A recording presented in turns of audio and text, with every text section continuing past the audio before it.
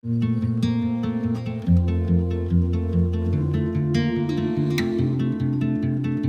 迎与会的师长回到主会场。接下来的场次为国际交流课程推动与教师专业发展焦点论坛。本场次将由全英文进行。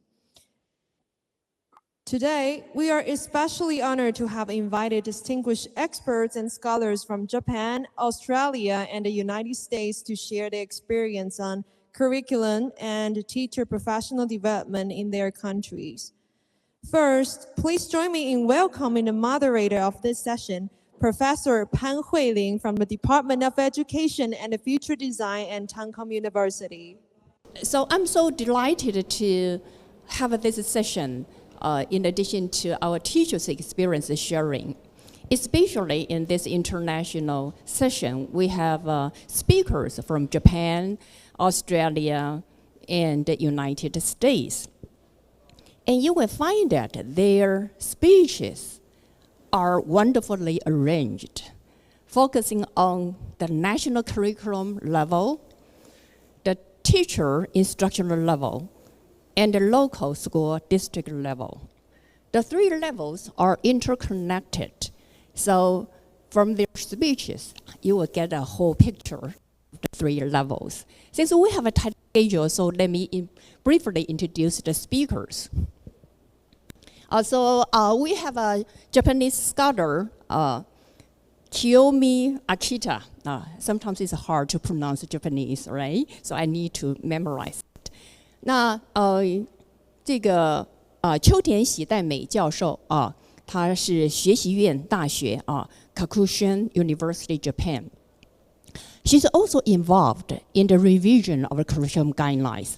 日本把它叫做学习指导要领，也就是我们的课程纲要。So later, she will introduce her role in the revision of the curriculum guidelines in the future in Japan. And the second speaker is Jennifer Guo. She's a laureate professor at the University of Newcastle, Australia. Since we have lots of contact with the Australia team, Professor Mao has led a group of teachers going to Australia. Yeah, and yesterday you just have a workshop, right? So Professor Jennifer Guo has led a project of quality teaching to facilitate teachers improving their instruction.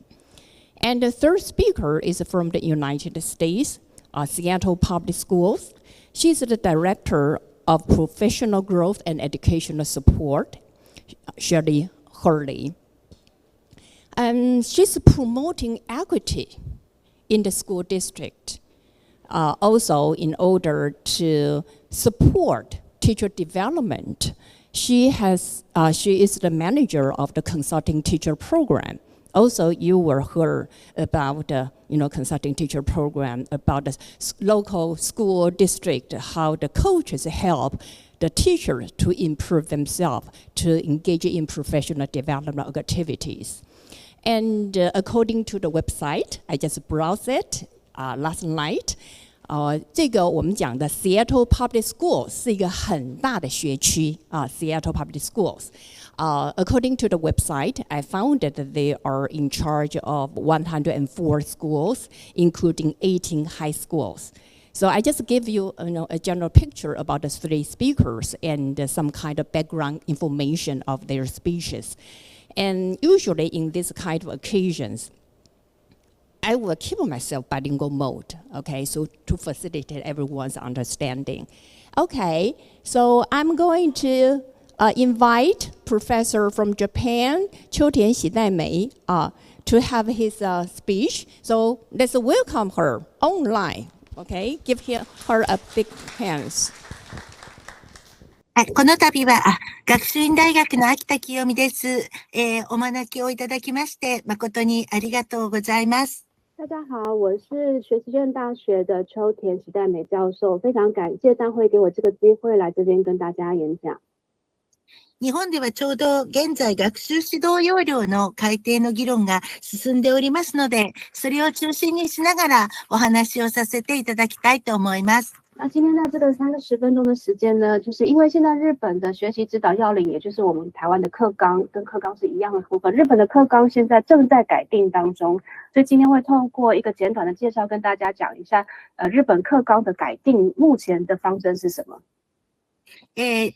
次のスライドです。学習指導要領の、改定のスケジュールとしては、昨年の、末に大臣から、諮問を受けまして、そして、1月から、教育課程特別部会で議論し、全体の論点まとめというこれからご報告をするものを、作り上げました。その後、それぞれのワーキングでより詳細を決めまして、2026年の12月までに、すべて確定して、すべての学校に告示がなされるというような、予定になってございます。那日本现在就在正在进行改定当中，就这个日期而言的话呢，是2024年，去年的年底的时候呢，有这个教育部长的质询，然后到了今年1月的时候有一个整体的特别部会，然后到了9月的时候呢，有一个总结的结论。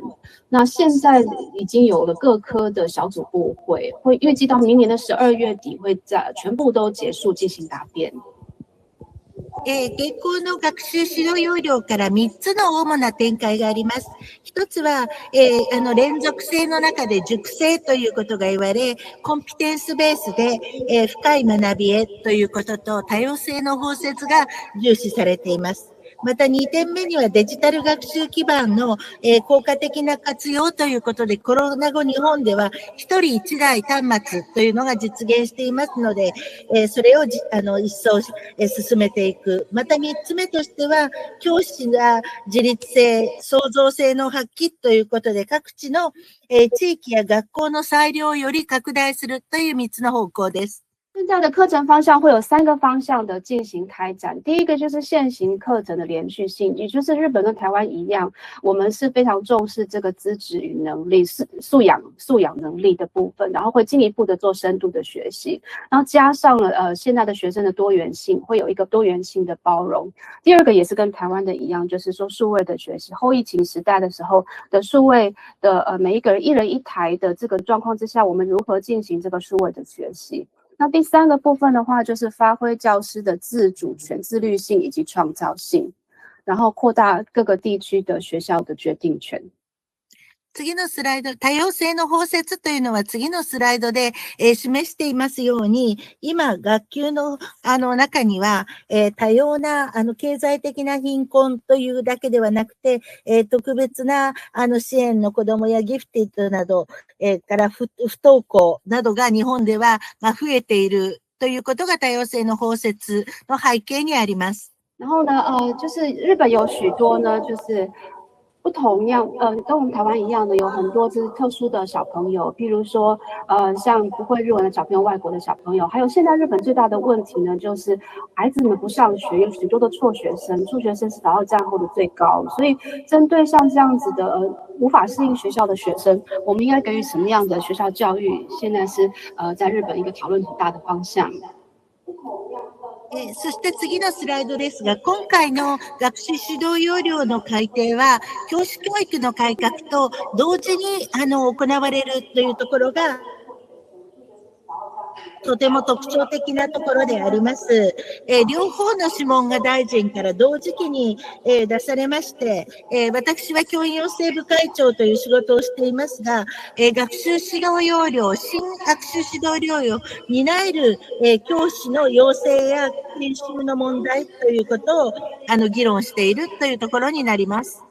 那现在的这个课程的改定的话呢，就是这一次的课程改定有一个很大的不一样的地方，就是除了课纲的改变之外，同时的这个师培教育的改革也会同时进行。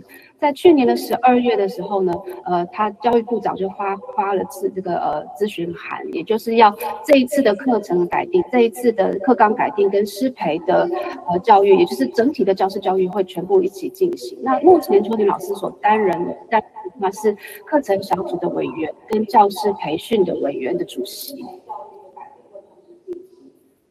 全体の方向性を3つの柱として立てているのが次のスライドです。深い学びの実装、多様性の包摂、そしてそれを支える実現可能性の確保ということで、学びをデザインする高度専門職としての教師やデジタル学習基盤、そして、裁量の時間をはじめ柔軟な教育課程で余白を作るといったことが特徴になり、自らの人生を舵取りすることができ、民主的で持続可能な社会の作り手を育むということが今回の改定の目玉になっております。那这一次的改定方向呢，有3个大的这个执行的方向。第一个就是我们日本一直以来在做的主体的对话的深度学习的确切执行。然后第二个就是刚才讲的多元性，就是对于这个多元性的包含。然后第3个就是能够确实的实现的可能性。那就具体而言，就是蓝色的部分。给予老师更高度的专业，然后更高度的自主性，然后整备数位的环境，还有就是在课程上面呢，在教育课程上面呢，给予一些留白的时间，让老师或是学生自由支配的时间，然后确实为学生提供深度的学习。我们希望能够透过学校的教育，培育能够掌舵自己人生的掌舵手，而且能够创造未来社会的创造手。次のスライドですが、今回は、好きを育み、得意を伸ばすということで、子供の肯定的な側面を、大事にし、そして、当事者意識を持って自分の意見を、形成し、対話、合意できるということが子供基本法に記され、それが幼小中高全体として、訴えられ、総合や各教科、特別活動、道徳で何が大事かということがこの図に記されているところでございます。ここでも高度な学びをデザインする高度な専門職としての教師ということで単元のデザイン、学習環境のデザインといったことが強調されています。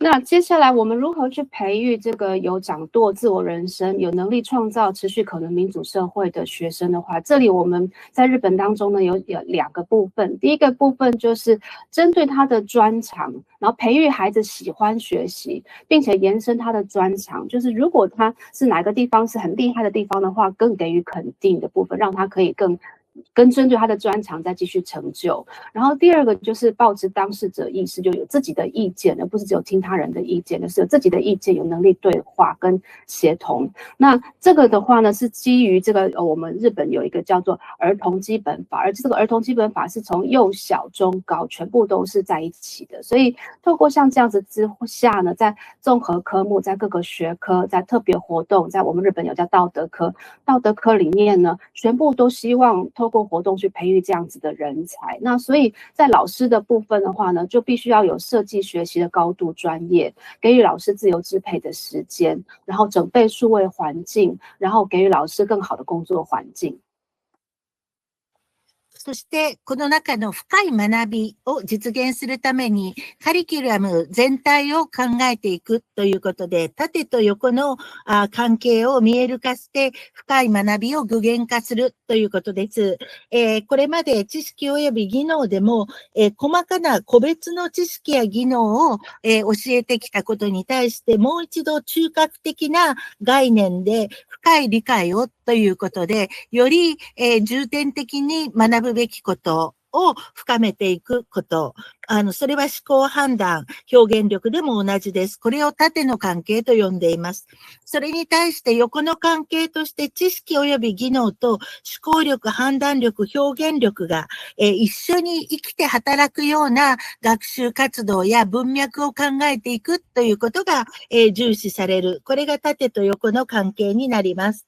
那因为我们日本的话不停的追求深度的学习，然后所以要如何做深度的学习，在这一次的新的课纲里面，它把它做成像这样子叫做纵向与横向的关系。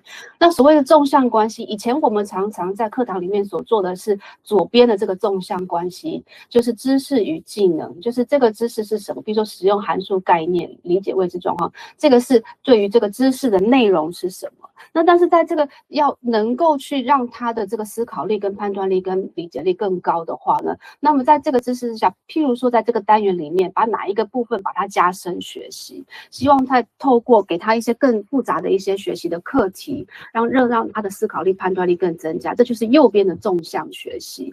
所以我们希望透过课堂的两者的纵向学习，让学习的深度更增加。那也希望透过他的思考力、判断力跟理解力已经有比较深刻的时候呢，然后能够再应用到下一次的单元的这个知识跟技能，所以会有横向的关系。所以希望透过像这样子的部分呢，能够达到纵向跟横向关系的深度学习。そしてこの深い学びを行うための評価につきまして、現行の評価では、知識、技能、思考、判断、表現、それに主体的に学習に取り組む態度というものについて、小学校3段階、中学校、高校は5段階で、評定というものを、しており、感性や思いやりだけを個人内評価にしていましたが、これからの学習指導要領での評価では、知識、技能と思考判断、表現は評定をしますけれども、学びに向かう力、人間性というものについては、評定はしないで、個人内で、良いところを見ていくというような評価に小中高とも、変えていき、特に頑張っているときには、そこに丸をつけるというような形になります。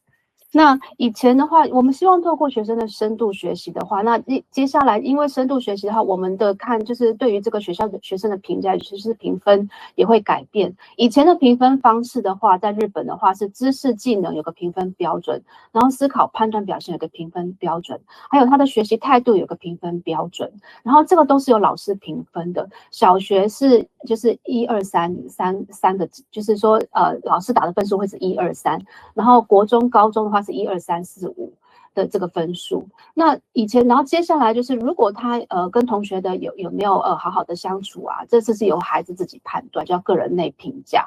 但是现在就新的部分而言的话呢，老师的打分数呢会是在知识与技能跟思考判断表现去做这个评定。但是像学历，譬如说我喜欢哪一科，我喜欢怎么学习，或是我的性格、我的待人等等的一些人性化，我们日文叫做这个人性的一些个性的一些表现的话，全部都会由个人自己评价。就是我觉得我在什么地方做得很好，老师不会评定。但是反映于所有的总和的栏位的话，譬如说他跟同学相处的非常好，那个地方会比如说打圈圈或者什么，就是不会有3阶段的3分的评价或者5分的评价，就不会有任何的评价，都是由个人去做判断。ここまでが義務教育も含め小中高に共通の話をしてきましたが、これから高等学校のお話を中心にさせていただきます。次が高等学校の実態を示したページになります。那刚才我们所介绍的话，是以小中高整体的一个学习指导要领，也就是我们新的课纲的一个整体的改革的方向。那接下来我们会针对高中的改革方向做一个比较清楚的介紹。次のページお願いします。日本の高等学校でございますが、いわゆる全日制が全体の8割、定時制が、およそ10%、そして、通信制が、3割ということでございますが、日本も台湾もそうですが、少子化によって高等学校が小規模化しているということ、また通信制の高校へ通う人が不登校などの関係から増えているというような特徴があり、また中学校と高校が一貫校にしていくというようなことの増大の傾向が見られています。那日本的话首先日本的高中的学校数的话，就是普通高中的话是全体的80%左右。然后定时制的高校就是比较短时间的高中的话是10%左右，通信制高校也就是我们所谓的函授高中，就是一些他没有去学校的孩子啊，然后他会寄教材给他的，像这样子的学校大概是5%左右。那日本现在因为少子化的关系，很多的学校的规模的减少，然后还有因为辍学的学生增加的关系，函授高中的入学生增加，另外就是完全中学，就是有一些国中高中合在一起变成完全中学，有扩增的景象。次のページには、現在の、高等学校の、カリキュラムに対する、不満というようなことと実態が、書かれています。日本では卒業に必要な、単位はですね、70単位で、それは、筆履修科目が35単位、それから学校選択科目が、20単位、最大で20単位ということになっているんですが、実際には週あたり、のコマ数が30コマと規定されているために、学校では90単位が、行われていて、とてもゆとりがないとか、地域の裁量のカリキュラムというのがなかなか十分に、できないというようなことや、個々の生徒の、ニーズにうまく対応していないのではないか。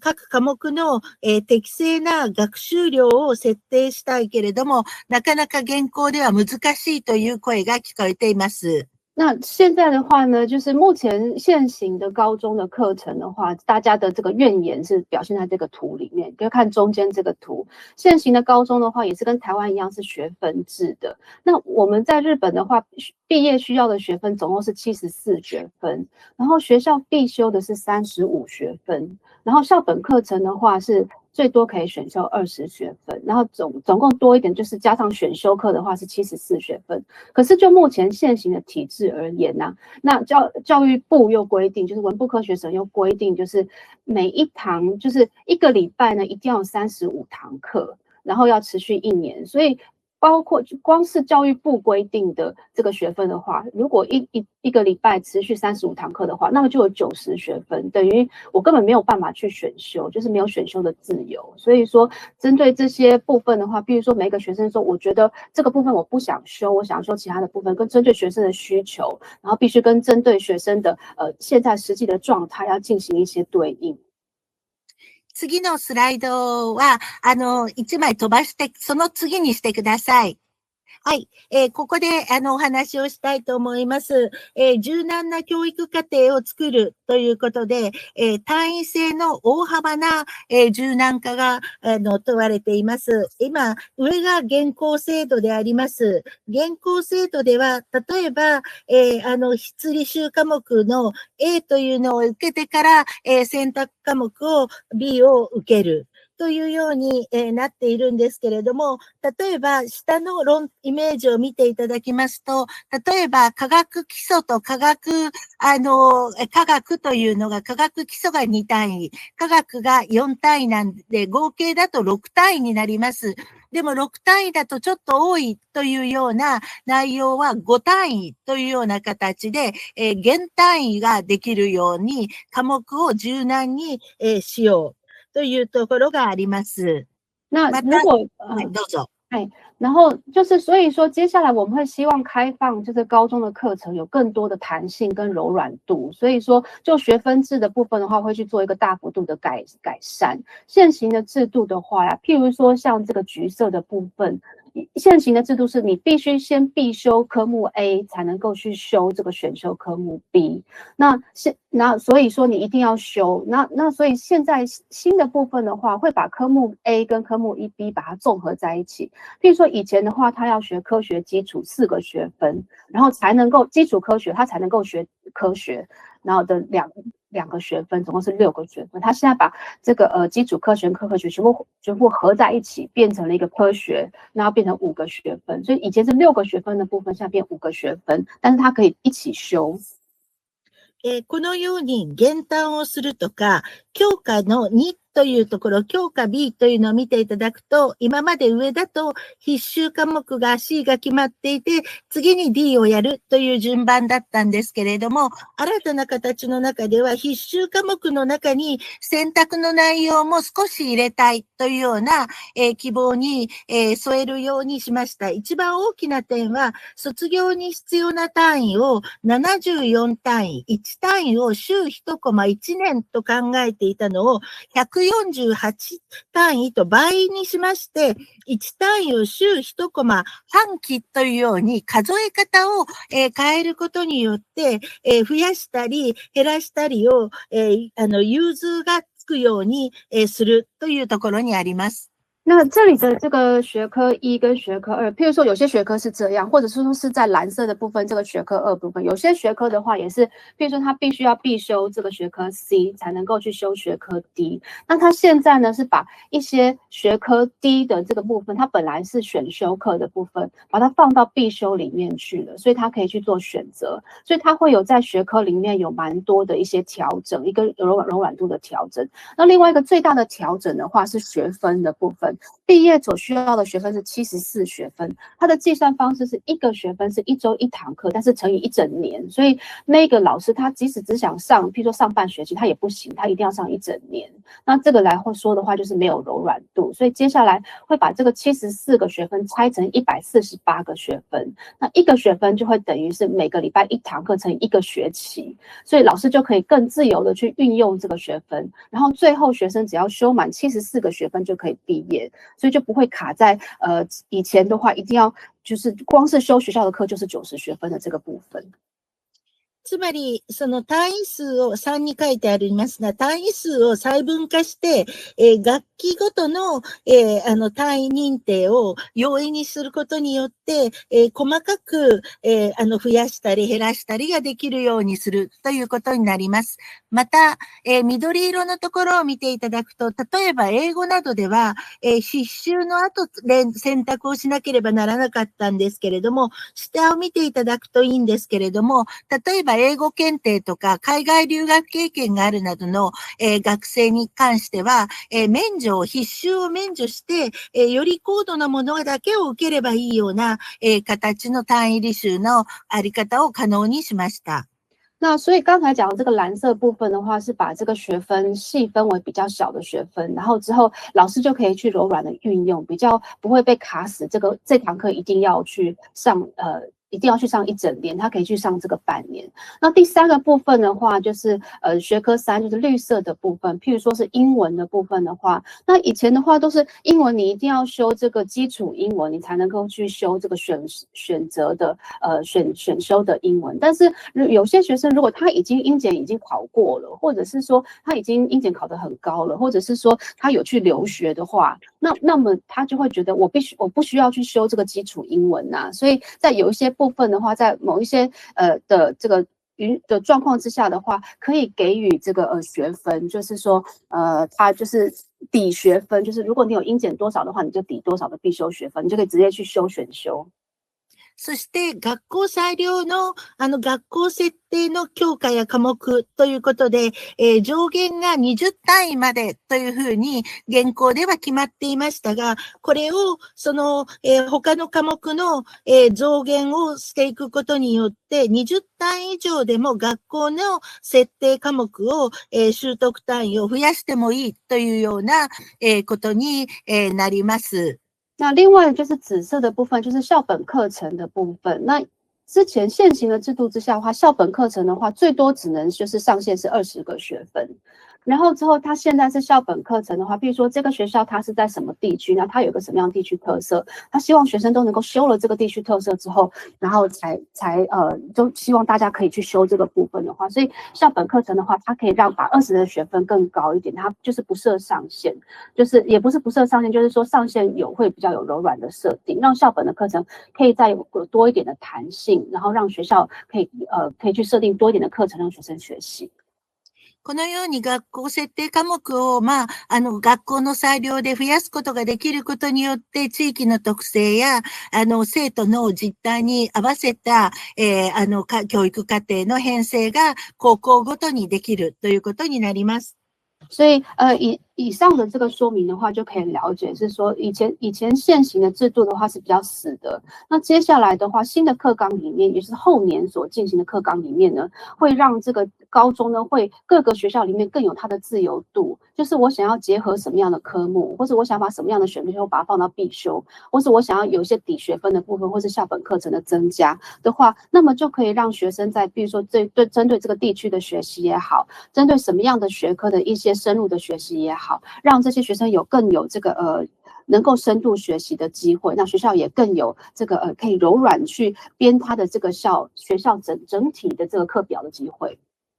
次の図をご覧ください。実際に単位数を倍に細分化をした場合の実際ですけれども、ピンク色のところが必修科目や総合的な探究の時間になりますが、緑色のところが地域の特色や個々の生徒の学習ニーズに応じたということで、特別な支援や多様な子どもたちに緑色のところが3年生のところ、地域の特色、個別のニーズに応じた学校設定が組めるような単位になっているということでございます。那这个就是一个意向图，比如说我们把74学分拆成148个学分的时候，可能会是什么样的意向图？那粉红色的话是必修科目。那所以说1年级的话，可能必修课还是会比较多，然后到了2年级、3年级之后呢，它就可以有比较多这个选修的科目。那绿色的部分的话，就是校本课程，可能2年级的时候，我所谓的日本的校本课程，也就是活用地方的特色，或是根据学生所需要的，比如说学生觉得我想要修这个东西，那老师也觉得应该可以开，所以就是根据学生的所需要去开这个课程。那到了3年级之后的话，这个绿色的部分就增强了，就是根据地方的特色的课程，还有根据这个学生的学习所需的课程设定校本课程，这个柔软度就会增加。今日は普通科高校のお話ということですので、次からの産業高校のスライドは2枚スキップをさせていただいて、まとめに進めさせていただきたいと思います。那因为今天是普通高中，所以说我们在资料里面也有一些职业高中的资料。那今天的话，时间的关系，我们就不做介绍，大家可以参考。今後に向けてということでございますが、新たな時代を迎えて、新たな教育課程の改定と、その教育課程を担えるような高度な教師の養成採用研修の一体化が進められています。また学習指導要領自体もですね、デジタル化しまして、今までは紙だったんですが、次の学習指導要領からはデジタル化をすることによって、科目の系統性であったりが分かりやすく使いやすく、また教科書との連動も、コードをつけることによって、分かりやすくなります。そして、高校においては特に、キャリア、進路とつながる、教育というのが、重視されていまして、学校の裁量の増大をどのように、使うかで、その改革の成功、成否が決まっていくのではないかと、考えられているところでございます。那所以针对今后的这个学习指导要领的改定，就是我们课纲的改定的话呢，第一个就是新的时代来临，所以我们课纲除了改定之外的话，因为老师高度的专业就会很重要，所以我们会同时改变课纲的内容，也会同时做这个教师教育的改革，就是师培，然后聘任，还有在职研习之间的改革。然后第二个的话，学习指导要领以前的话，我们以前课纲都是这个纸本的，然后所以会把这个课纲去数位化，然后让它更容易去理解跟使用，然后也会把课纲的内容跟这个教科书跟这个课本去做很多的这个材料的连接。那第三个，在高中的课程里面的话呢，其实大家到了高中的时候呢，所学习到的东西都会比较是职业导向，比如他对什么东西有兴趣，他希望拿什么东西去增加。所以说，其实接下来高中的课纲里面的改革的成败，其实就是取决于各个学校里面它的自主权，在这个自主权之下，它能不能够去使用这个自主权，给予学生丰富的学习、深度的学习，甚至是符合学生的他的想法的学习，这个是相信是接下来在改革之下的成败的很重要的原因。今回は日本語でお話をさせていただいて、逐次通訳でしたので、内容が少し短くなってしまいましたが、ご清聴いただきましたこと、感謝申し上げます。またこういう、紹介の機会をいただきましたことを、パン先生はじめ、高校の先生方に感謝御礼を申し上げます。那因为今天的话呢，我们是用这个日文，然后加上翻译，所以在内容的话会比较减少，要跟大家说声抱歉。那我们希望可以透过在日本的这个改革里面跟大家分享，跟大家报告，也希望能够成为大家的一些参考。那非常感谢大会的邀请，也非常感谢潘老师的介绍。那我们今天的演讲就到此结束，谢谢各位。Thank you, Professor Akita. I think your speech is really informative and give us really many insights that we can have some kind of thinking about the next generation for our curriculum reform. 所以谢谢这个秋田教授啊。我想呢continue 昨天吴清庸校长所谈的部分的东西啊，就是我们整个的课程改革哈这样子的走向啊。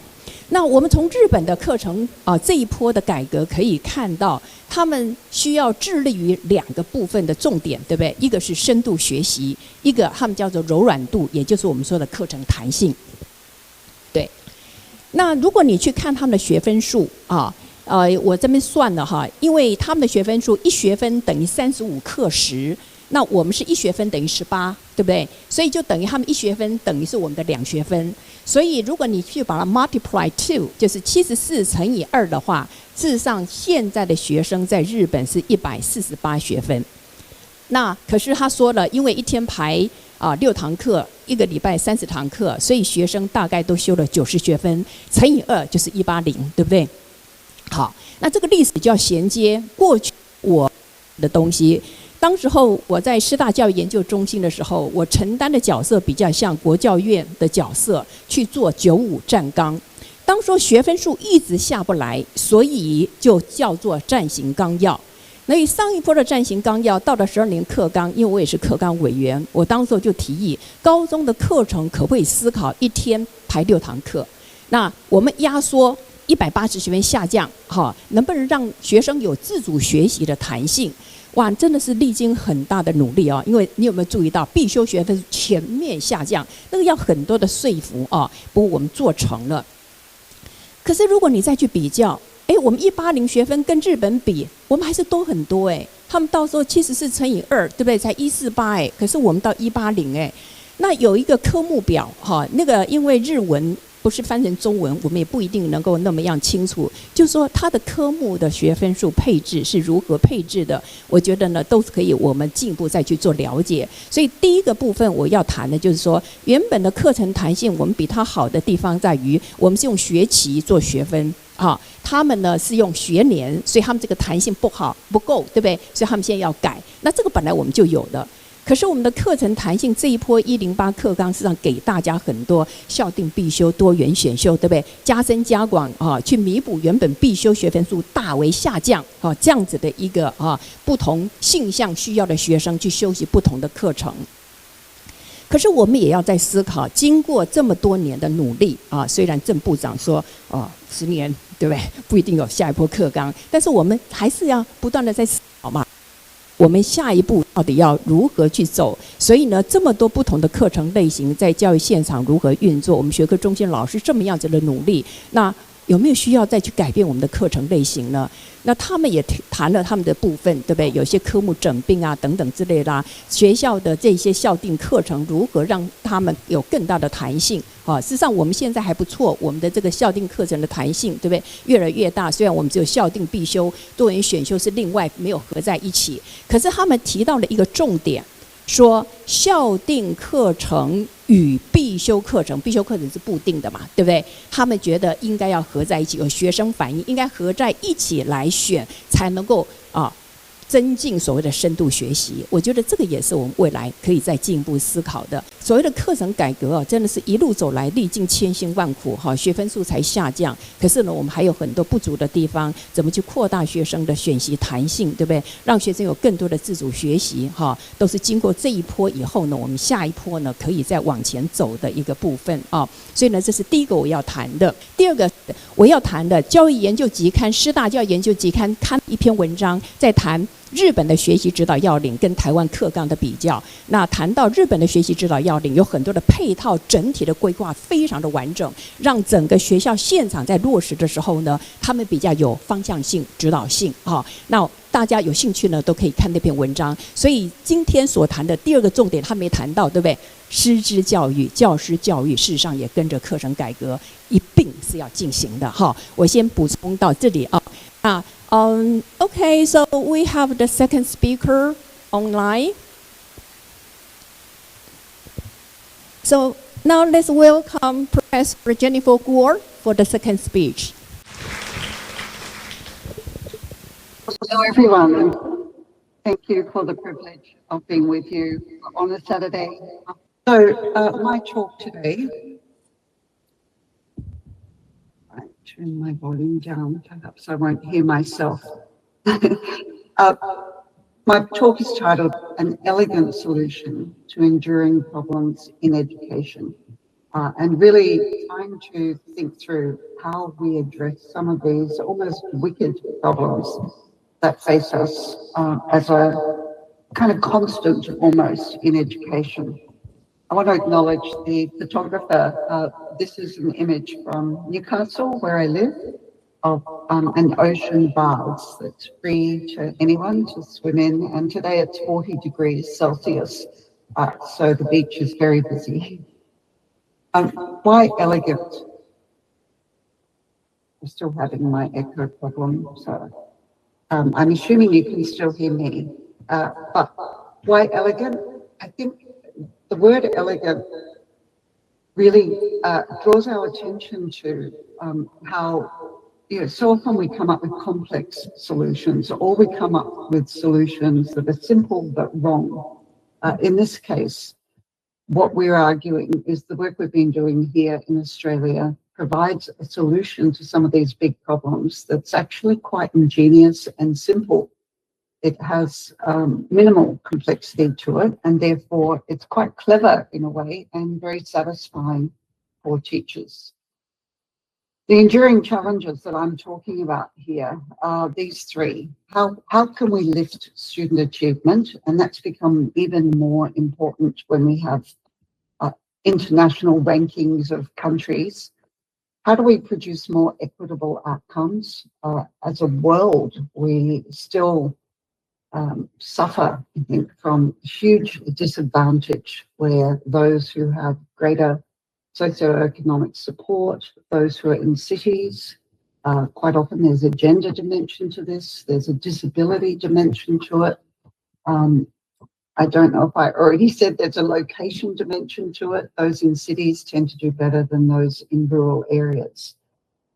So equity is a huge concern. And then how we better support teachers in the context of a huge teacher shortage. What we're finding is that if we're not supporting teachers enough, we just don't have enough people to teach the students in our schools. Drew Davis, who's a very well-known Australian, wrote a little book called On Life's Lottery, and he reminds us that birth really is a throw of the dice, but the consequences can last a lifetime. He says if we believe people deserve an equal chance to prosper, this game of chance is deeply disturbing if nothing follows to even up the inherent unfairness. And of course, schools are a place where that evening up could and should occur. Teachers also feel like some research that we're doing at the moment, that teachers consistently tell us they feel lucky to have ended up in a school where they have supportive leaders, supportive assistant principals, an outstanding head teacher who took me under his wing and provided mentoring. But again, schooling shouldn't be a lottery and teaching shouldn't be a lottery. Sadly, it is for me. And that school is ready for teachers is really borne out by this research as well that we 2 years ago. Which I'll talk about perhaps 1 to 5 scale. And on the horizontal axis, we have years of teaching experience. Every dot here is the quality of teaching. An entire lesson, we always watch entire lessons. And what we see is no statistically significant difference in the quality of teaching by years of experience. And people find that quite shocking because surely we get better as teachers over time. What we argue is there are two things going on here. Either we in universities are doing quite a good job of preparing graduates who are capable and ready to tackle classrooms on their own. This would suggest our beginning teachers are doing very well. The second major explanation, though, is that most teachers don't get professional development. that fundamentally impacts on their way they teach. A lot of professional development, curriculum, assessment, reporting, bullying, cyberbullying, mindfulness. There's all kinds of professional development, but very little of it that actually impacts on how teachers work.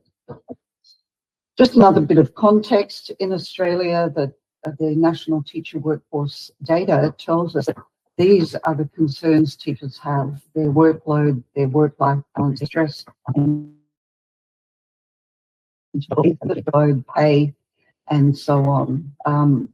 So the major issues at the moment facing Australia is really workload. So if we come back to these enduring challenges, I just want to talk a little bit about what we're doing in each. We're really trying to help teachers to deliver excellence and equity, and these are the major goals for schools in Australia. This in a number of ways. First, we have the quality teaching model. This is a pedagogical framework that says that all teaching should address the intellectual quality of lessons, trying to ensure we're developing a deep understanding of important knowledge. Secondly, we want the classroom environment to not only keep kids safe and relatively happy at school, but to ensure they're learning. So we need to make sure that classrooms actually boost student learning. And thirdly, we need to make learning significant to students' lives and to the wider world. And each of these three dimensions is underpinned by 6 pillars of quality teaching. These are relevant regardless of instruction, cooperative learning, inquiry-oriented learning, regardless of the techniques and strategies used in the classroom. Very clear how they're functioning in terms of these 18 elements. We don't expect every element to be present at a high level, but what we're looking for is that every dimension is present at a high level. And as a result, we see improvement, which I'll come to in a moment. I don't have time to go into the detail here, but each of these 18 elements is elaborated through a 1 to 5 scale with a clear differentiation between what good looks like, if you like, and what not so good practice looks like. Having said that, though, sometimes on our 1 to 5 coding scale, a 1 is best. We're teaching student direction, or when we're doing direction, which is students having some control over their. It's stand by the line, I blow my whistle, not how these who use it. Just having a model never enough. We had to have a powerful process for how teachers might work with the model, and we came up with this approach we call quality teaching rounds.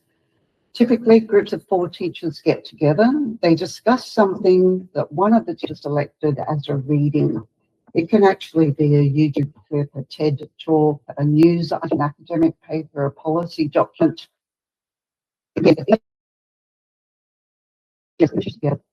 Got some new knowledge, but also they build a sense of professional community amongst the group. The teachers, by the way, can come from any grade, any subject. This is not subject specific. They then go and watch one teacher teach a whole lesson. We always watch entire lessons because we believe it's more respectful of teachers and more respectful of the teaching learning process. They then code the lesson on the 1 to 5 minutes. And those coding it's not about a student, so the codes remain confidential. And then once I've out what's the best code for each of the 18 elements for that particular lesson. And it's not because the numbers matter. It stimulates me.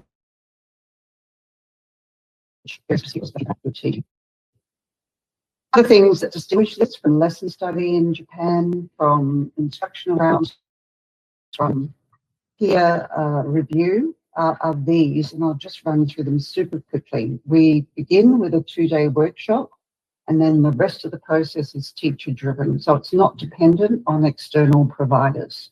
The focus is on the quality of the teaching. It treats pedagogy in a really comprehensive way. The readings really help to build community. Teachers always watch whole lessons. It is very fine-grained. Which gets to regions that are not typical in peer observation processes. It's all about development, not assessment. We have processes of reciprocity and mean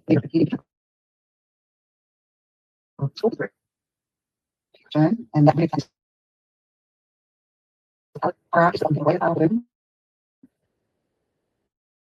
because so place that we see amazing results. And that really contributes to accessibility for and inclusion for teachers in small, rural and remote schools. Anyways, this aligns with what Sharon Parker and colleagues call a smart model of work. That is, that teaching should be it's a stimulus. It enables people to feel a sense of mastery. Quality teaching model absolutely helps with that. It gives people agency or some sense of control over their work. It's highly relational, as teaching is anyway. We're constantly interacting with young people, but not necessarily in meaningful ways, because we miss the meaningful collaboration.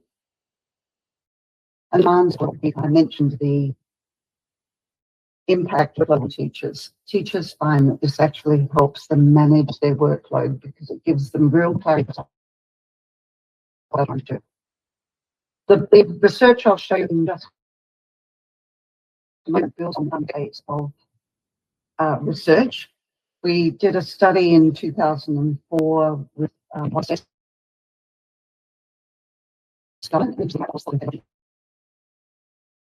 achievement. I think it could be so much better. 2009,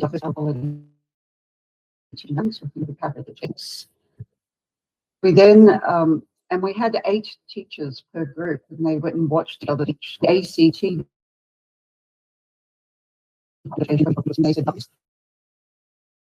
We cover 6 to 8 a year. Can we have a kind of lesser version of it? So we trialed what we did design experiments, and we often had only 3 teachers in a group. Still an impact on student achievement and teacher variables. We then in 2014 did our first randomized controlled trial looking at the impact on teachers and teaching. And then in 2018, the Paul Ramsay Foundation, one of the largest philanthropic organizations, awarded $17.2 million and a whole lot of work. In 2023, the federal government funded us to do this work focused on teacher induction, so working mainly with beginning teachers, and what already with 20 of the most disadvantaged schools in Australia, and that works ongoing. Since each document is represents see over the time that we've been doing the good growth across we now have people directory involved in ability teaching out, and I think that's having on to lead to a major kind of impact on national performance as well. A bit of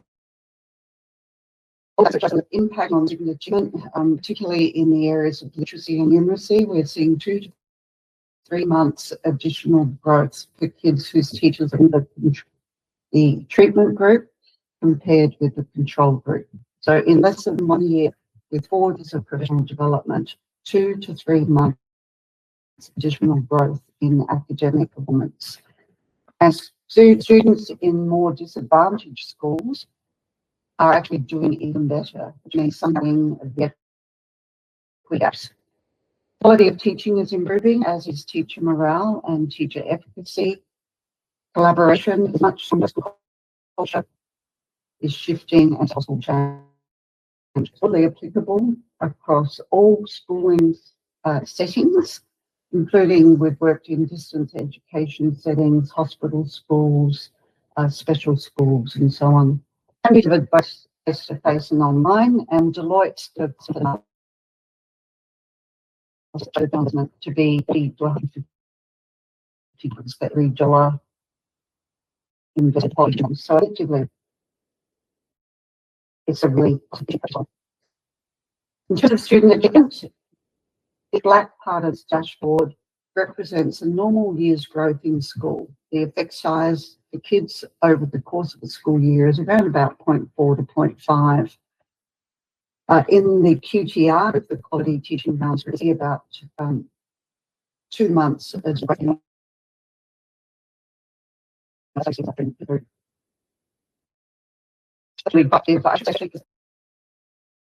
it's not on math or reading, professional development. Lifting achievement, we also have seen in one of our most disadvantaged schools, this growth. Is the state average. They were below average when we started looking at New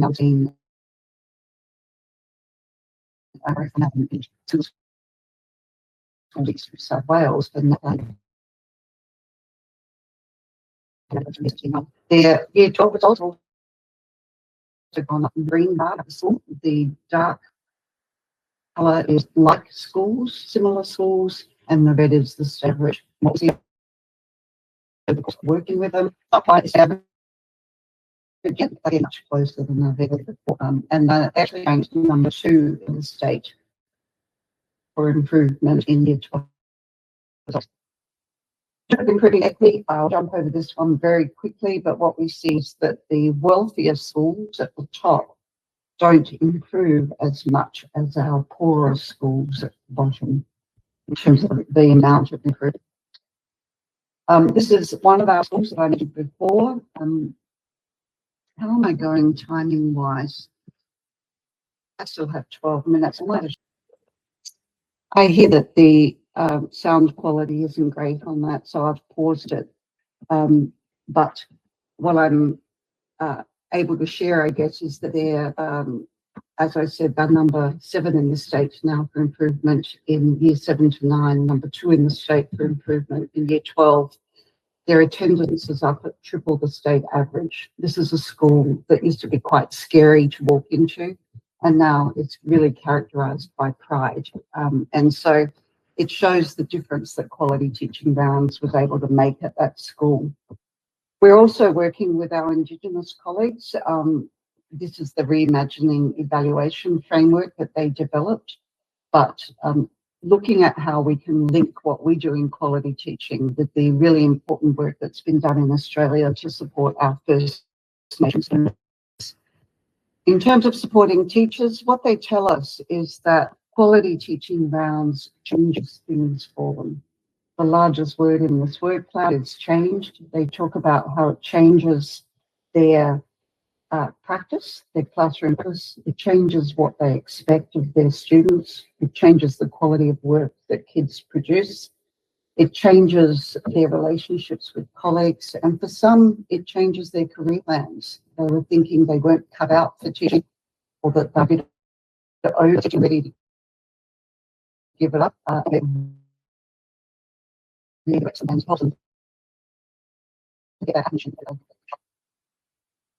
With our work on teacher induction in this current project, we see that burnout goes down, shared trust and respect and well-being go up, and across the bottom we have measures of efficacy, so overall effective practice and classroom management, instructional strategies and student engagement as the subdomains of efficacy. These differences are significant across the bottom. I separate that out by early career teachers in blue and more experienced teachers in grey. We see very similar patterns. So this is not just on beginning teachers. but also those who can teach for much longer. We've also found the intention to lead affected by doing quality teaching now. 72% of teachers had no intention to leave. When we asked if they plan to leave the profession within the next 6 months, which is quite soon, this group up here all had some intention to leave. But what we found after teaching rounds is just have no intention to leave. And 2/3 of those who were right top here, almost out the door, now have no intention to leave. So the impact in terms of supporting teachers is also really terrific. Here's a quote from one of our teachers. They've been around where they get into one of those classrooms to observe. And she said, you know what, we're amazing. People don't understand all the decisions you make as a teacher, the energy you put into teaching day after day. She said to say, we walked away going, you know what, we are actually awesome. So you hear here the positive impact it has on teachers' sense of themselves as professionals as well. This aligns with what we know about mechanisms of effective professional development. Sam Sims and Alex from University College London recently did a kind of analysis, and they found that we must, for effective professional development, build teachers' knowledge, motivate teachers, develop teaching practice, and get those changes in practice. They go on to say, just do the first 3 things, then people will revert to old habits. If we just do the first 2, there's often a gap between knowing about something and how to do it. If we just do this, although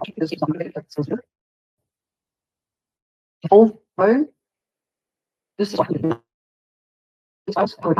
intelligence was dramatically misinterpreted. We were labeling certain others. So what we had was misunderstanding and misapplication of that knowledge. What they argue is when professional development does all 4 of these things, it's that's based on analysis of a whole lot of empirical studies. In short, then, that's what we're finding is that high quality teaching rounds are so successful. First of all, it provides this shared model of quality teaching. As a profession, clinches with what we mean by quality teaching, I think, is our biggest limitation. We don't agree. And so we have people arguing sense, kind of academic world that is as complex as it is, dealing with an enterprise like teaching that is as complex. What I'm finding is that when that is the challenge we provide, the depth.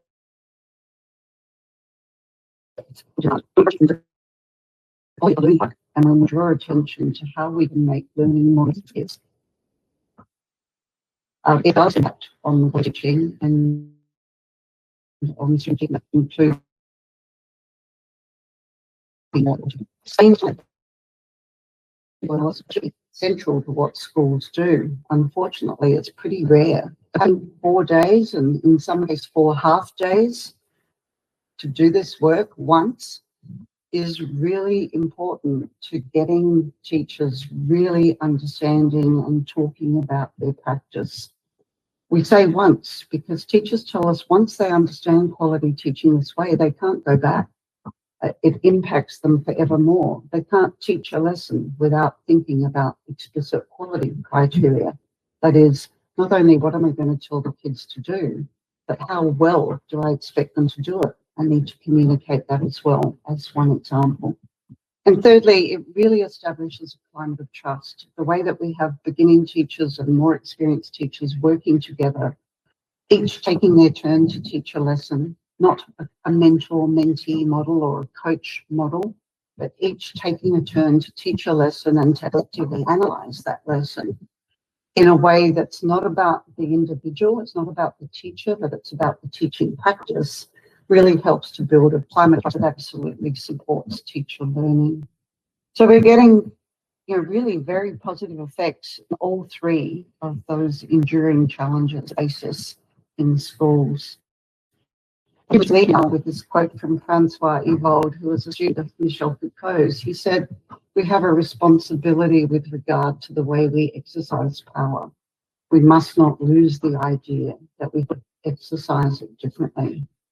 And what we're finding in schooling is too often we're just using the same understandings, the same tropes, the same language, the same methodologies, and no wonder we're getting the same results.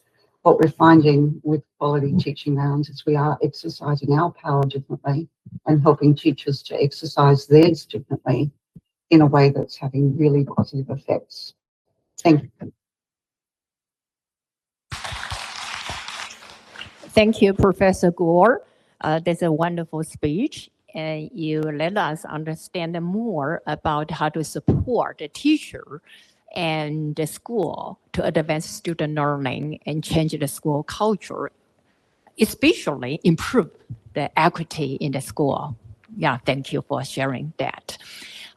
经过了这个层级是比较是老师的层级，我们刚刚说是全国的层级嘛然后到教师层级，我们接下来是要看中间那个层级了就是 school district 在美国的地方层级呢就是学区的层级So now we are going to invite the third speaker to have her speech. So let's welcome her, Shirley Hurley. Let's give her big hands. First of all, I want to thank you so much for inviting me here. It's a great honor to be with you all this evening. It was wonderful to hear. I couldn't understand our first speaker, but her passion came through loud and clear in what it was she was talking about.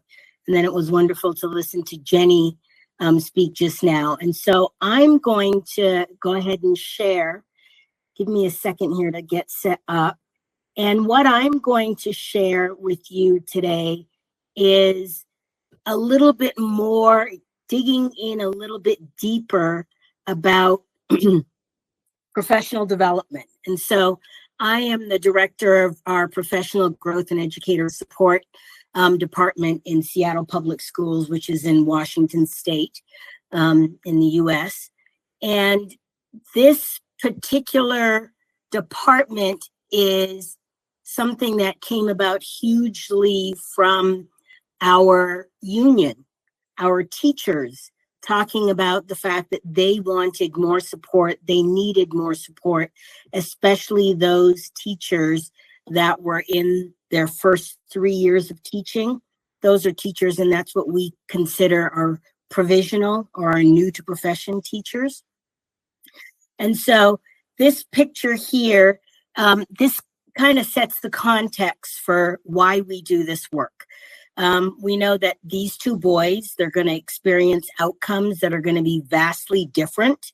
And those outcomes are not based on their skills or the fact that they have gifts, but based on the inequities that, that are built into our system that we unintentionally reinforce and extend within our classrooms. And the work that we do is to interrupt and transform that experience for both of these young boys.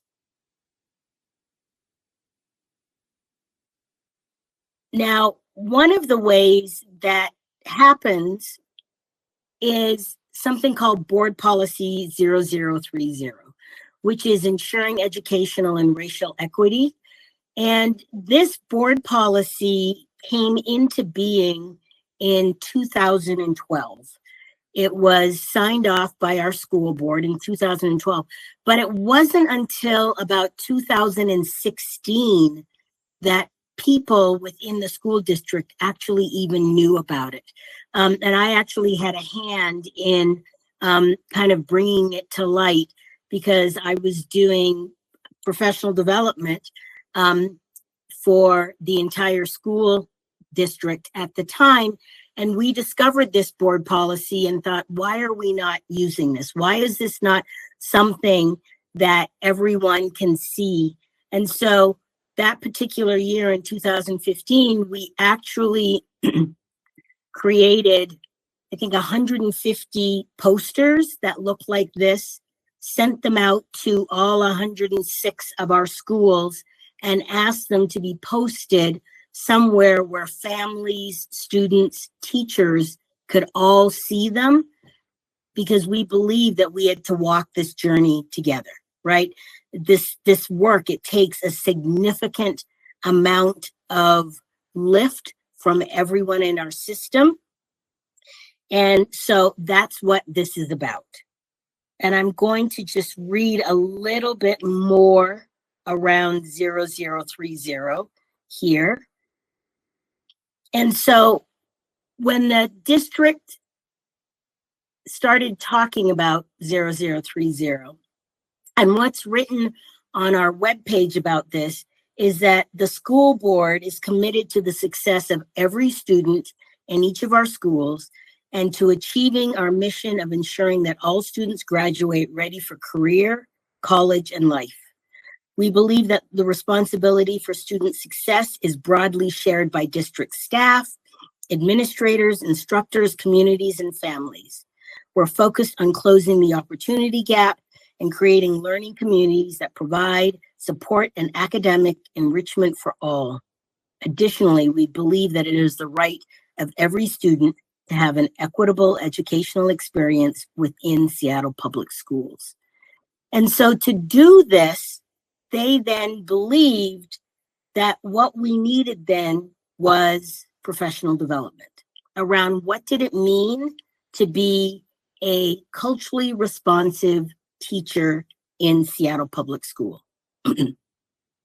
And also within that, how then could we provide professional development and support for our teachers as we thought about our strategic plan, which is having early readers in elementary school, having strong mathematicians in middle school, and then being life ready when we had our students who graduated from high school. And to also help with these strategic plan, as well as what we expected teachers to do in buildings, we had things that are called goals and guardrails. And so there's 5 goals and 5 guardrails. And the one goal that I am most involved with, and the one guardrail that I am and my team is most involved with, is the one around creating a culturally responsive workforce. A workforce that comes in and sees the gifts and talents of every student, a workforce that comes in and is there to make sure that they have high expectations for all students within Seattle Public School. And then that last part of that system piece is just that student outcome focused governance, right? It is how are we changing adult behavior within the system to focus on student outcomes? How are we getting teachers to say, what is my part in either the success of this student or this student not succeeding? And then what do I as an adult have to do to change that?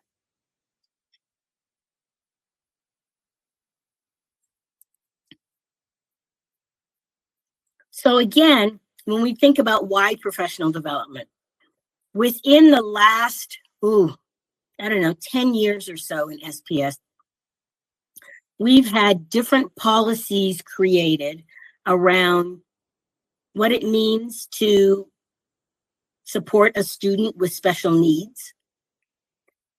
We've had a policy around gender inclusive schools. We've had a policy, and I've already talked about 0030.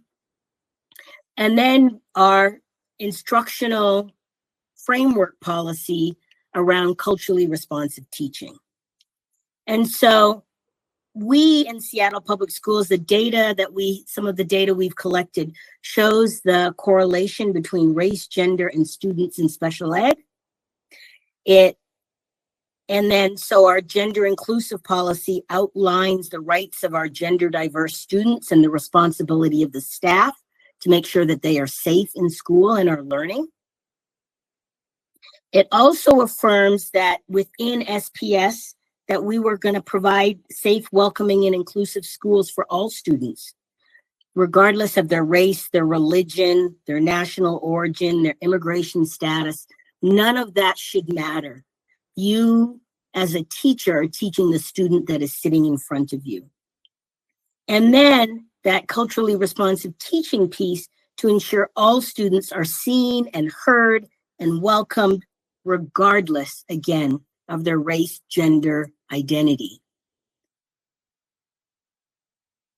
And so that's a big lift when you think about how do we provide professional development around all of this for all 5,000 plus staff within Seattle Public Schools.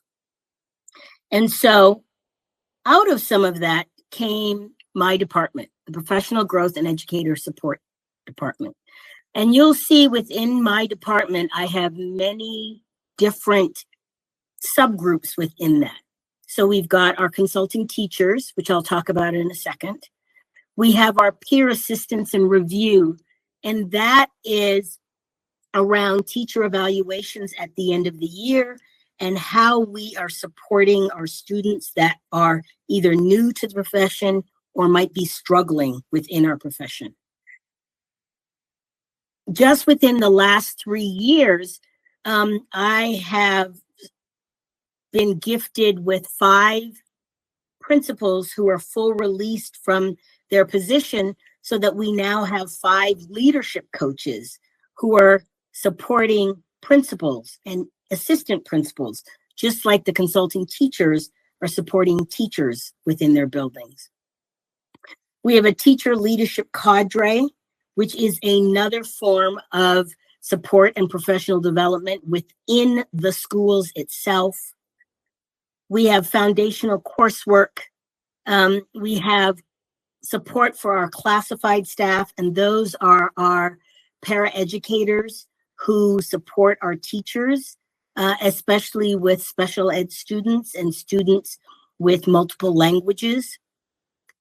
Then we have someone in our teacher principal evaluation program who basically coordinates and collaborates with all of these different. And then also within my group is just the professional development and the clock hours. And so as people do professional development, we feel they should be rewarded for that. And so they earn clock hours, which then translate into a bump in their salaries. So for our consulting teacher, and I'll let you look at this for a second. This is our mission. And right now within Seattle Public Schools, as I said, the consulting teachers and many of the subgroups that I just showed you are actually and have been voted on and created in collaboration between the school district and the teachers union, because they believe that they are things that we need to support our teachers in their growth and in their instructional practice. And because we believe that education is a civil right and that all students deserve an education where the opportunity is there for them to realize their dreams, to make this a reality, we created the Consulting Teacher Program. And it says up here that our mission is to support educators' self-identity, their exploration and reflection on their practice, and to promote racial and educational equity. Another part of our mission is through coaching, educators will be able to identify independently and collaboratively, and they'll be able to disrupt their own personal bias and the systemic patterns of racism and oppression that happen in our system. Through all of this, we're hoping, and we have seen, we've had feedback that shows the work creates a vibrant learning communities where students are valued, students thrive, knowing that they are competent, capable, lifelong learners with their own form of brilliance.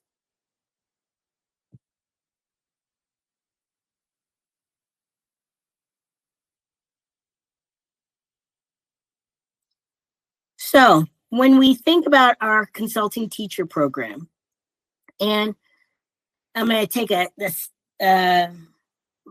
let's put all these out together here. So our consulting teachers, and right now we have 17 of them. We've had as many as 25 and as low as 12.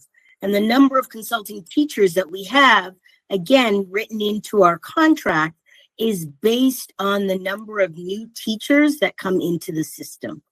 And so right now, our ratio is 1 consulting teacher to about 15 teachers.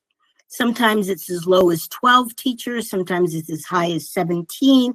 But we really like to try and keep it at about the 15 teacher range. And with that consulting teacher, a new teacher that is stepping into the building is guaranteed at least 1 year of consulting one-on-one work with that teacher. The consulting teachers try and go out every other week to meet with their teachers. They coach, they collaborate with them. So they might sit down and help them think about what does planning lessons look like. They consult with them when they are really struggling and they don't know where to go. The consulting teacher might offer some suggestions with that. And then they also help the teacher collaborate and assess their own practice. And what does that mean in terms of our evaluation system at the end of the year? Where do you see yourself succeeding? Where do you see yourself struggling? What are the skills that we need to work on to help you with that growth so that you are then better in a better place to support your students? All of that then is also tied up with connection to resources. We take teachers on what we call site visits, where we take them to see master teachers that are teaching, where they can sit with master teachers and ask questions. And then we also, along with that, also have what we call Seattle Teaching 101, which is 5 just-in-time professional development sessions throughout the year. So at the beginning of the year, that PD session, that professional development session, is set up around rituals and routines in your classroom and managing student behavior. What is it that you need to have in place so that you can actually get to the business of teaching? And so they work with their mentees, as we call them, on those. They come together as a big group where they can learn from each other within that group. Then they have what we call action plans that they take back to their classrooms. They work to put those action plans in place, and their consulting teachers are there as a support as they are working through these action plans. And as I said, we have 5 of these throughout the year. So we usually have 1 in September, we have 1 in October, we have 1 in January, 1 in March, and then 1 in April. And they're each then focused on a different part of the school year where we believe that teachers need that support. And I know that I'm talking a lot here about new to profession teachers, those teachers within their first 3 years of teaching, but I also want to share with you that the consulting teachers also support teachers that have been teaching for more than 4 years who might be struggling in their practice. Teachers where something new has come up, a new curriculum that they are struggling with, and their school leader sees that there's a struggle, and they can reach out, and a consulting teacher then can come in and help support their practice in that way. So even though we focus mainly on our new teachers, we are actually there to support teachers across the system.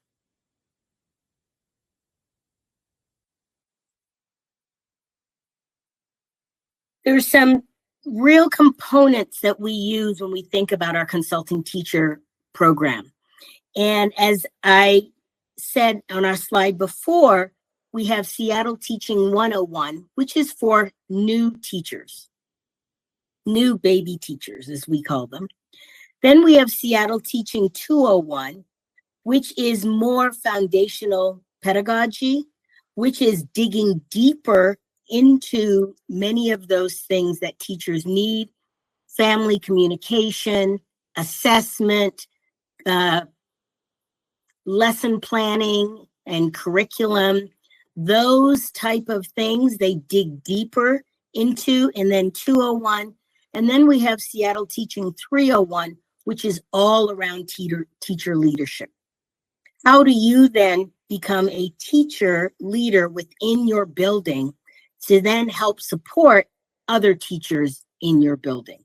And within that 301, it could be that you are the teacher that people go to when they are struggling with reading, or you might be the teacher that people go to when they're struggling with science.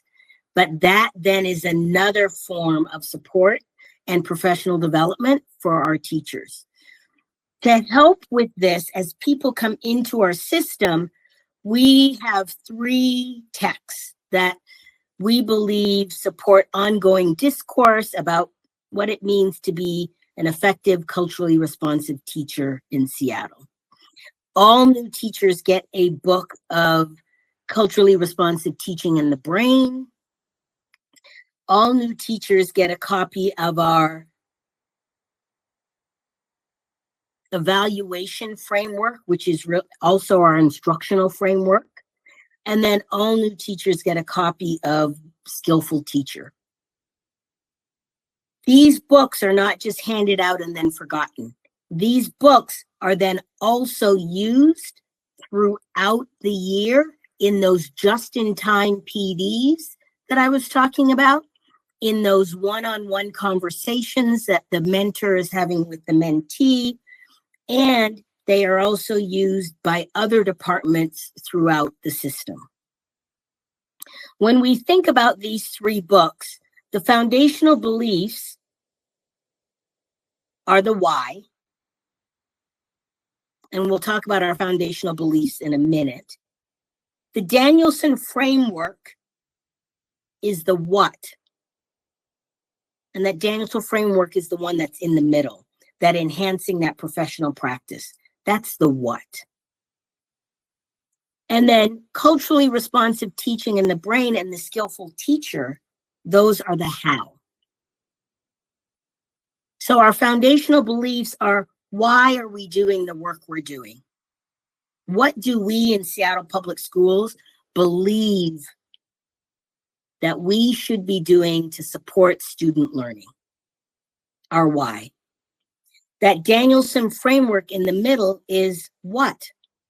What is it that we should be doing in support of students? Our instructional framework, which also happens to be our educational framework. Evaluative framework, I'm sorry. And then culturally responsive teaching in the brain, those are how we are going to make these things happen.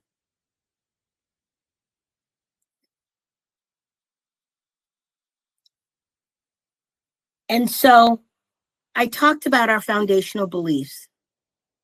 We have 5 foundational beliefs, and this is one side, and then I'll show you the other side in a second here. These beliefs, they describe a mindset for educational equity, and they help us in Seattle Public Schools enact that educational equity and culturally responsive teaching and anti-racist practices. Now, you'll see that on this side, they're numbered 1 and 2, and on the other side, they're numbered 3, 4, and 5. We want people to understand that those numbers are for reference only, because we see foundational belief number 5, which you see here, as probably the most important foundational belief. It is the foundational belief that undergirds all of the other beliefs, that racism in our society exerts a downward force on the experiences and achievements of students of color that must be met with active countermeasures. We then believe that, and I'm going to go back, that foundational belief 1, 2, 3, and 4 are part of those countermeasures. That teachers have to realize that teaching is intellectually complex, that it's difficult, that it is demanding work, and that you always have to be doing non-defensive self-examination. You always have to be thinking about, what does it mean when I am teaching students? What is it, again, that I am not doing or I am doing in terms of how kids learn? We also want folks to understand that we don't live in a vacuum, that families are truly a part of kids' educational journeys. And so how are we helping our teachers to think about families as partners in this work? Now, 3 is intelligence is not fixed. It's not a fixed inborn trait. I talked earlier about having high expectations for all of our students. And so how do you as a teacher work on building that student's academic mindset?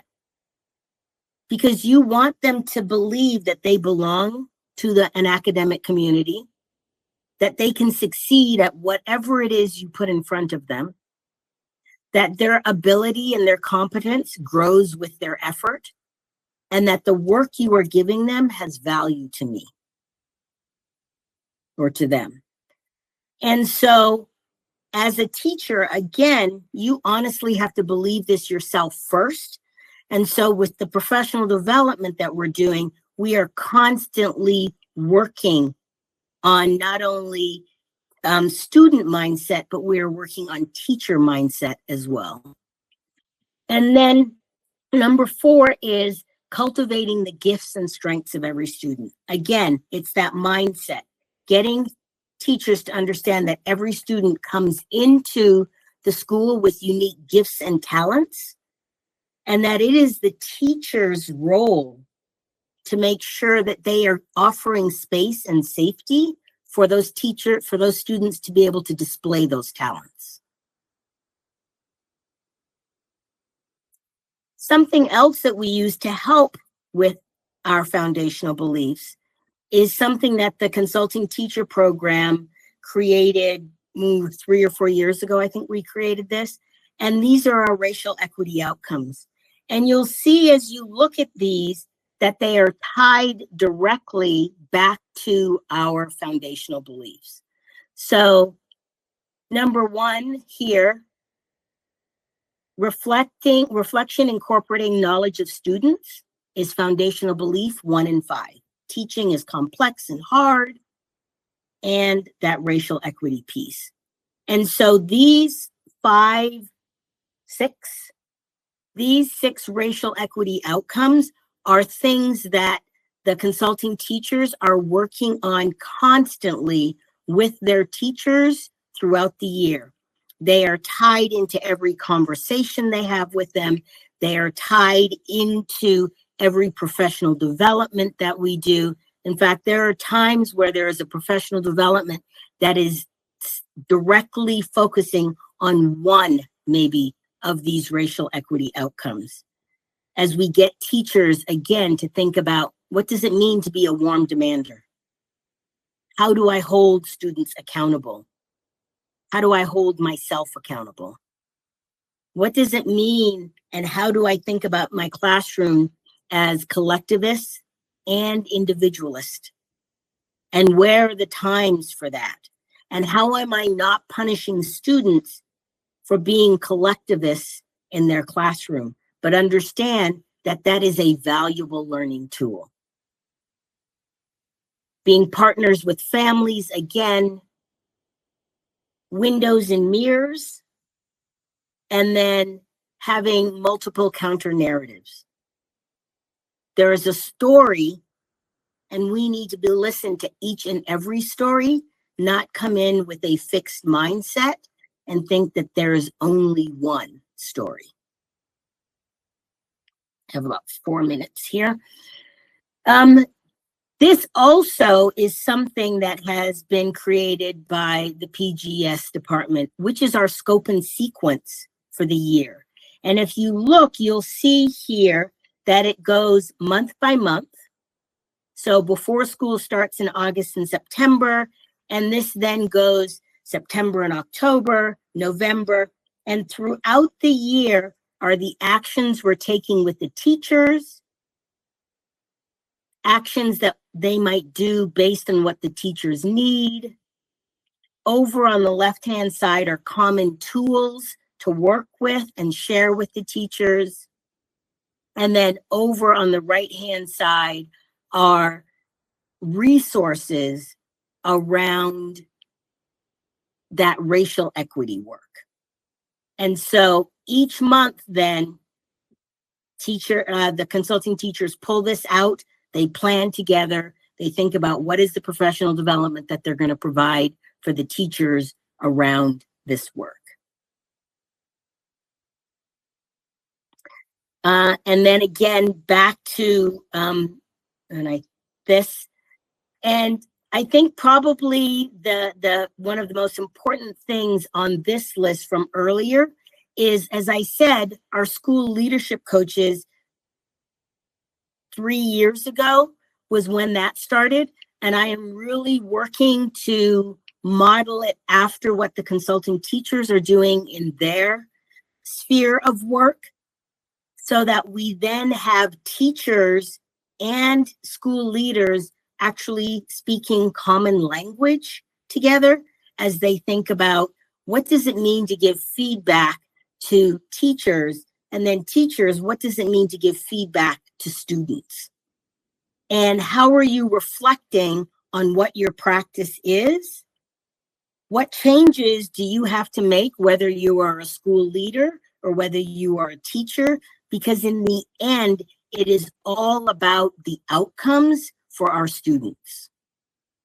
And if we are not holding ourselves accountable to that work, if we are blaming the students for not doing what is supposed to be happening, then we are not going to affect change, and we are not going to see growth in students.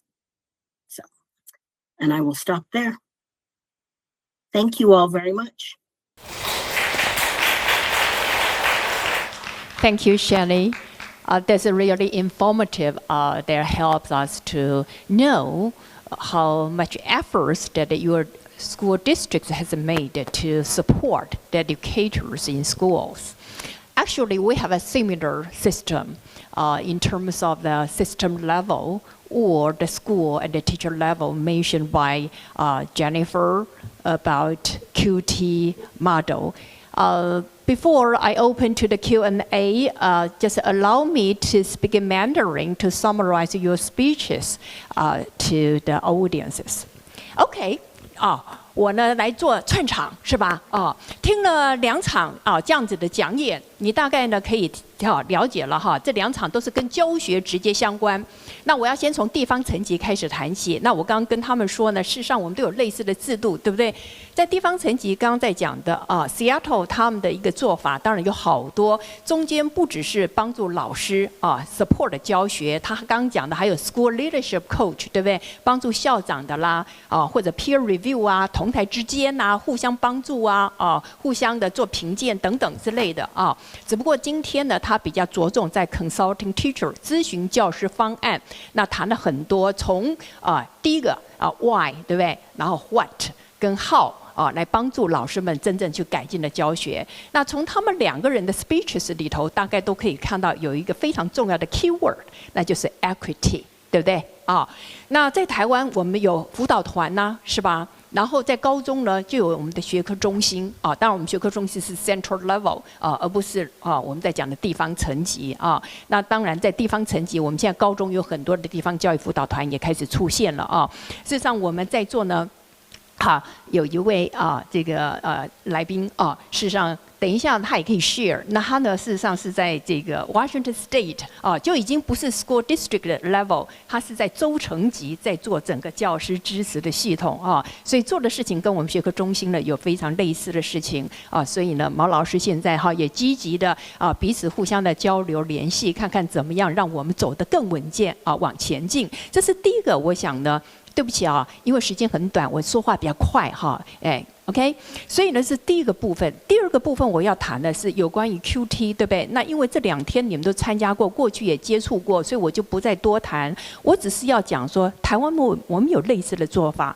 事实上，我们努力了非常的久从民国95年我们就开始推教师专业发展评鉴，因为这些政策都跟我息息相关，我都是重要的政策推动者那当时就让老师打开教室，对不对？然后再做观察，到后来比较不用评鉴之名。又有学习共同体，那当时候呢，我的团队们也做了好多的本土化的学习共同体，都在帮助老师们打开教室、观察教学。然后到了新一波的108课纲，事实上，当强迫每个老师都要打开教室的时候，我还有点担心会不会变成是一个形式化的一个做法不过呢，昨天曾正清老师在说呢，我们过去所推的，他说已经内化了以前如果过去有参加我们计划的，事实上都已经内化了在这个学校的文化里头，在老师的教学里头那现在又有新一波的 QT， 我觉得呢，我们都可以呢，怎么样 integrate 这些东西我们本土做了很多我们如何在这个本土的基础上然后也加上西方的东西呢，再把它往前精进都是我们可走的方向。来，那我们剩下一点时间因为中间有技术问题嘛耽误一点时间，可以再延长个5分钟吗？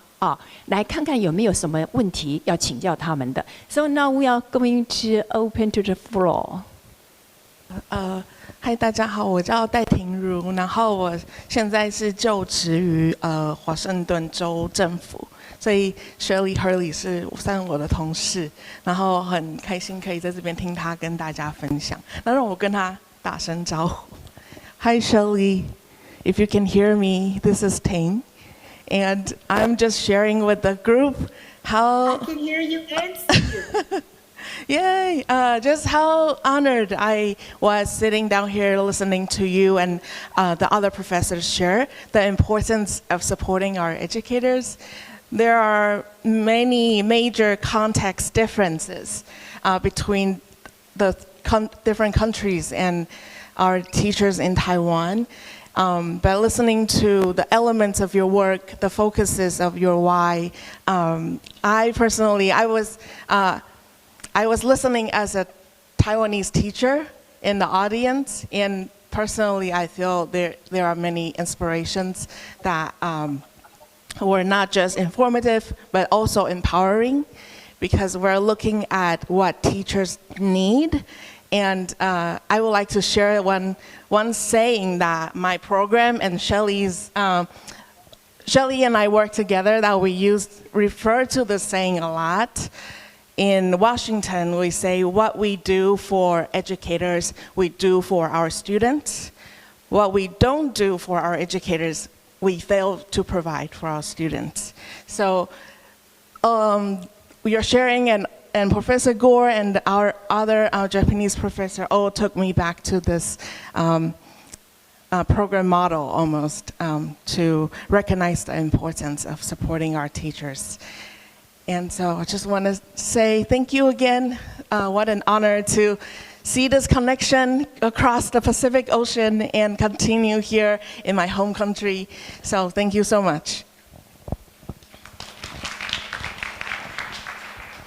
Hello, my name is Yang Hui-wen. I'm Harriet Yang, and I'm the Director of Academic Affairs in National Elan Senior High School. And I would, first of all, want to thank all the lecturers today who provided inspirational speeches for us. And I especially would want to applaud on the simplicity and elegance on the QT model, and also the impressive framework and actual practical strategies that Director Hurley just mentioned with us. And I'm just curious about one thing, and I want to ask Director Hurley that would you share just one simple, maybe not simple, but one insight that you have on how to motivate teachers or educators to join like your professional growth program in the very beginning, because there are generation gaps among teachers, and also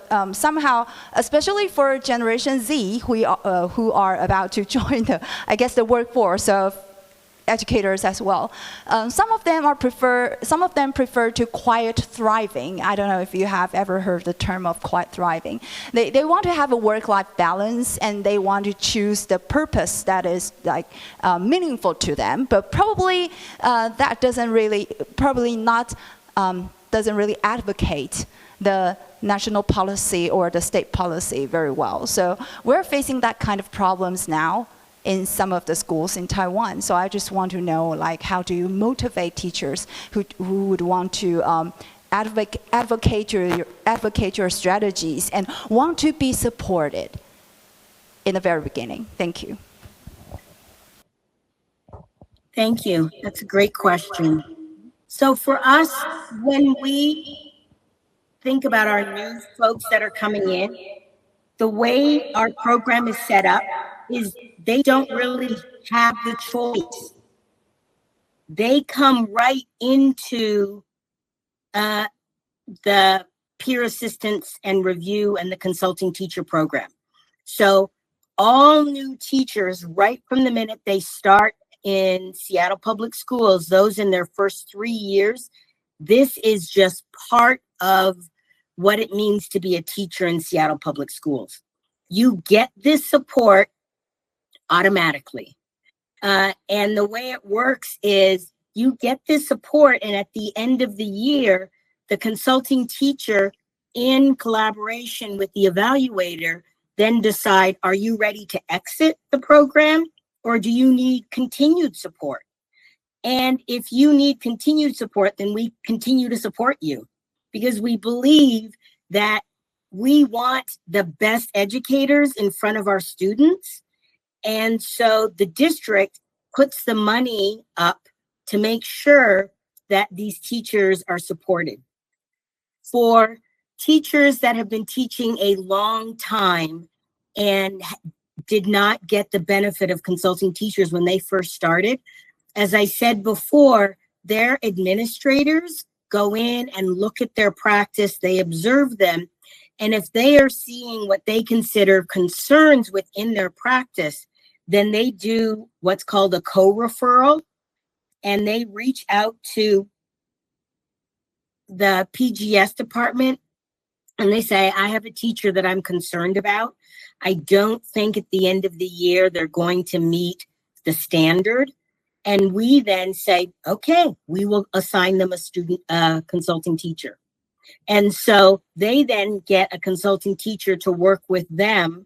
And because we believe we want to get in early, right? Just like when we think about our special ed students, the earlier you can start the intervention, the better the outcome.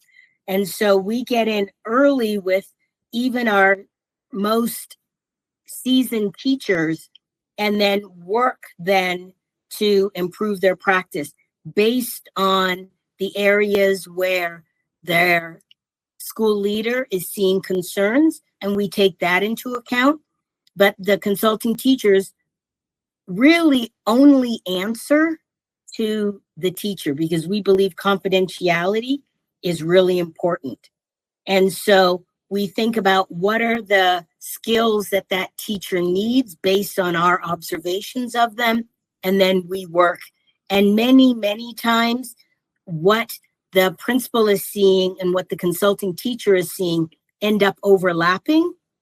And then that teacher has someone that they know is going to hold in confidence all of the things they say, as well as then help support them on their growth. I hope that answered your question. Thank you very much. So because of the time limit, so we need to end the session here. Let's express our gratitude again to the wonderful speakers. Okay, so let's applaud. Thank you, you both. OK， 好，那我们这个场次呢就到这边告一个段落啊。那听了这些呢，当然你就会发现说，那我们各个层级可以做的还有很多哈，我们就继续努力。感谢大家的参与，谢谢。Thank you all for your participation. We look forward to seeing you in the next session.